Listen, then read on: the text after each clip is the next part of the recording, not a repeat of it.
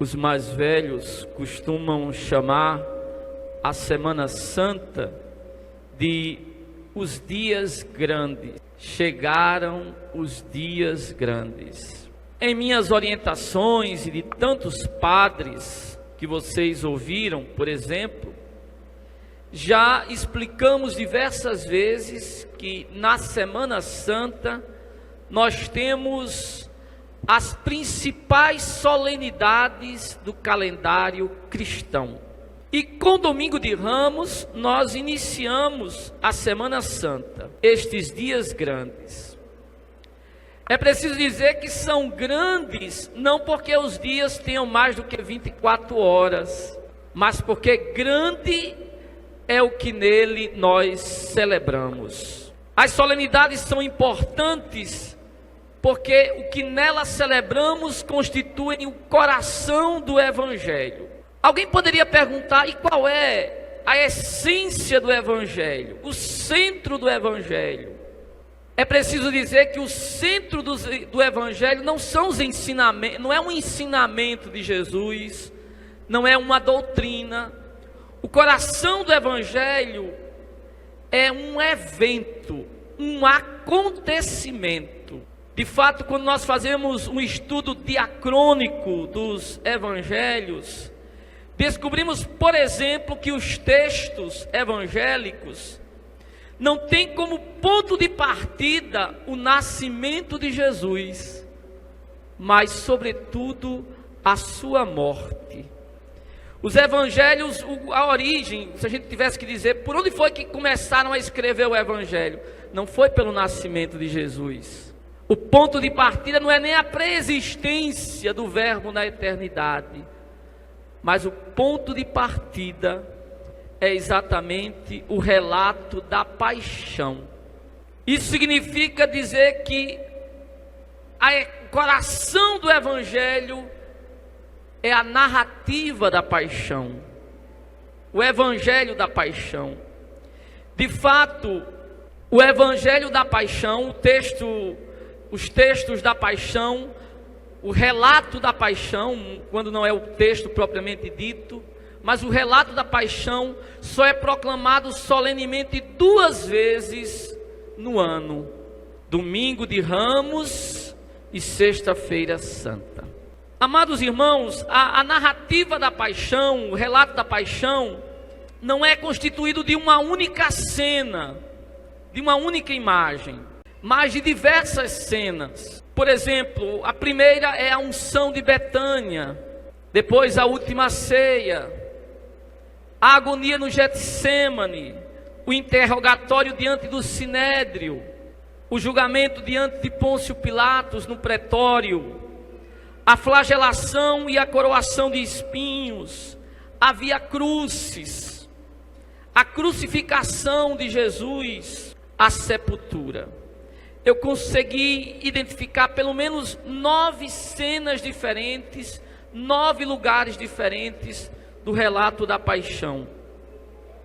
Só que hoje eu não gostaria de colocar os holofotes ou lançar a minha atenção não tanto sobre o sofrimento de Jesus em si, porque já está evidente, mas sobre os diversos personagens que aparecem nessas diversas cenas.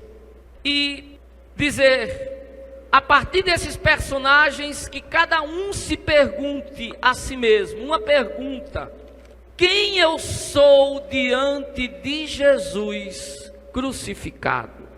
Porque não sei se vocês já se deram conta, claro, o relato da paixão é diversas cenas, mas no coração do relato, ou seja, quase que no miolo, embora não seja, porque o miolo é a cruz mesmo, mas numa posição central do relato da paixão, nós temos, por exemplo, o julgamento de Jesus. Jesus é julgado 2 vezes.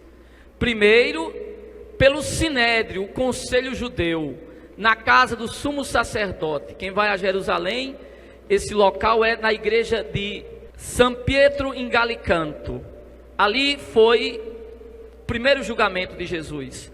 Depois o julgamento de Jesus na fortaleza Antônia, no pretório, por Pôncio Pilatos. Mas é preciso dizer que a moral da história é exatamente o contrário. A moral da história não é que Jesus é julgado. Imagine quem pode julgar Jesus. Mas a moral da história é que em todos esses momentos, em todas essas cenas, nós é que estamos sendo julgados, o homem. De fato, se você pega a Bíblia, lá em João 3,19, diz assim: o julgamento é esse, isto é, este é o julgamento. O verdadeiro julgamento não é os homens que julgam Jesus, mas os homens que são julgados diante de Jesus. E de fato lá em João diz assim: quem não crê já está julgado. O que nos julga é a nossa posição diante de Jesus, como nos colocamos diante de Jesus. Esse já é o nosso julgamento. Amados irmãos e irmãs, eu gostaria de dizer para vocês, quando a gente estuda os textos evangélicos, quando a gente para estudar, e essa é uma das minhas funções, eu estudei para isso, para estudar os textos bíblicos, a gente descobre que o texto bíblico não é como um jornal, isto é, não tem uma função meramente informativa, mas o texto bíblico é, eu vou dizer tecnicamente, performativo. Isto é, o texto bíblico não quer apenas dizer o que aconteceu há 2000 anos atrás, mas a palavra de Deus quer provocar uma atitude hoje, no aqui e agora. Irmãos, o que eu estou dizendo é que quando aparecem diversas figuras nesse processo de Jesus, no processo da paixão, eu diria que o escritor sagrado também está sugerindo: qual dessas figuras sou eu diante de Jesus? Quem sou eu diante de Jesus? Quem é você que está aqui diante de Jesus? Quem sou eu diante de Jesus? Serei eu como a mulher da unção de Betânia, que ofereço o que tenho de melhor, que quebro um frasco precioso de alabastro aos pés do Mestre? Honro Jesus com minhas riquezas e com minha vida? Ou serei eu como Judas, um traidor, que mesmo sendo pessoa de igreja, homem de igreja, mulher de igreja, tenho traído Jesus tantas vezes na minha vida? Traído com os meus pecados, com a minha infidelidade, com a minha vida contrária ao Evangelho, vendendo minha consciência porque o Evangelho não tem mais prestígio? Será que eu não sou um traidor de Jesus, sendo um abortista, sendo contrário à família, sendo a favor da ideologia de gênero? Tudo isso são traições a Jesus. Amados irmãos, quem sou eu diante de Jesus? Ou serei eu como Pedro, que já esteve tantas vezes nessa igreja, adorando diante de Jesus, fazendo promessas para na primeira oportunidade, deixar Jesus na angústia sozinho, abandoná-lo, fugindo, negando? Quem sou eu, meus irmãos? Quem sou eu diante de Jesus? Serei eu como aqueles homens que lá no Sinédrio caluniam Jesus e juram falsamente, como tantas pessoas hoje na internet, no Face, caluniam o cristianismo e a religião deixada por Jesus, imputando à religião de Jesus falsamente os males da humanidade, como se o cristianismo fosse inimigo da humanidade, como se fosse o mal da humanidade. Será que serei eu um caluniador ou alguém favorável aos detratores do cristianismo? Quem sou eu diante de Jesus? Amados irmãos e irmãs, serei eu um Pilatos que, mesmo sabendo que está tudo errado, lava as mãos indiferente. Sou indiferente. Veja quanto indiferentismo em relação a Jesus. Nossa igreja está lotada, mas se todos os católicos não fossem como Pilatos, nós não poderíamos celebrar a missa dentro de uma igreja, teria que ser no campo. Se estamos dentro aqui, é que é porque muitos como Pilatos, em plena Semana Santa, são indiferentes. Indiferentes, não estão nem aí, não se comprometem, farram, bebem, dançam, indiferentes, não se comprometem com Jesus e com o Evangelho. Quem sou eu diante de Jesus? Amados irmãos e irmãs, serei eu um hipócrita como aquela multidão? Veja como a multidão é hipócrita. No domingo de Ramos canta Hosana, filho de Davi, para logo em seguida gritar, crucifica-o. Será que não sou eu claudicante como essa multidão, que num dia é muito religioso e no outro sou exatamente o contrário? Sou eu aquele que posta num dia no Face um Salmo 91 para depois no outro fazer apologia da bebida, da droga e da prostituição?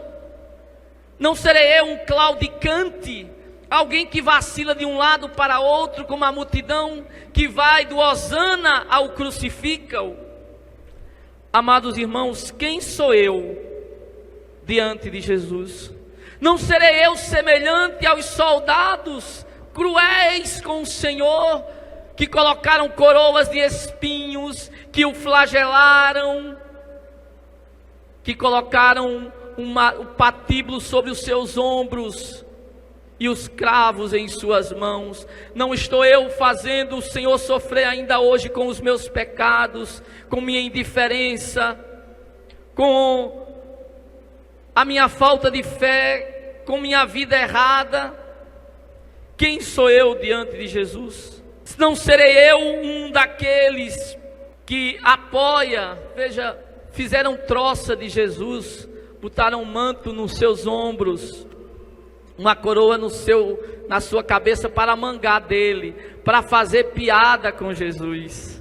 Ainda hoje não é o que fazem conosco, nos carnavais da vida, colocando imagens do nosso Salvador,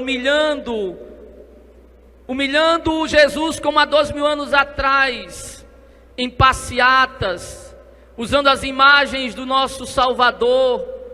E muitas vezes também nós apoiamos essas coisas, dizendo que bonito, que bacana, permitindo que aquilo que há de mais sagrado seja vilipendiado. Amados irmãos e irmãs, quem serei eu diante de Jesus? Serei eu como Simão Cirineu, que ajuda o Senhor em sua missão? Ou serei semelhante àqueles soldados que brigam pelos espólios de Jesus, são interesseiros, estão aos pés de Jesus, mas por interesse, porque querem tirar proveito de alguma coisa? Quem serei eu diante de Jesus? Serei aquele ladrão que é impenitente, que não se arrepende dos seus pecados, ou aquele que errou e se rende aos pés de Jesus? Quem serei eu diante de Jesus?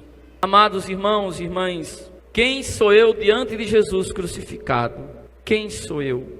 O veredito eterno sobre minha vida depende da posição que eu assumi diante de Jesus crucificado.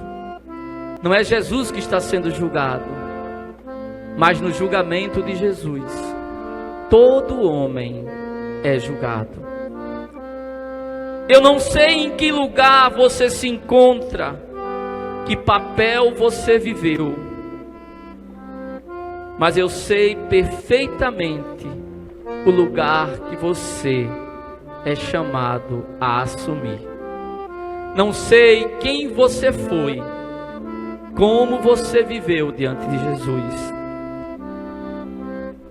Você pode ter sido um traidor, um indiferente, um vacilão, um indeciso, um cruel, um zombador ou incrédulo. Mas hoje você está sendo convidado a assumir uma outra posição. Seja generoso como a mulher de Betânia, Seja solidário como o sirineu. Se arrependa como um bom ladrão. Mas, sobretudo, seja como a Virgem Santíssima, que está aos pés da cruz. Seja como aquelas mulheres que estão aos pés da cruz. Seja como Madalena, seja como o discípulo amado. Viva aos pés da cruz. O cristão é aquele que está aos pés da cruz, de onde vem toda graça e toda bênção. Quero estar ao pé da cruz, onde rica fonte corre franca salutar do Calvário monte, a tremer ao pé da cruz, graça eterna achou-me, matutina estrela ali, raios seus mandou-me, junto à cruz ardendo em fé, sem temor vigio, pois a terra santa irei, salvo além do rio. Louvado seja nosso Senhor Jesus Cristo. Para sempre seja louvado.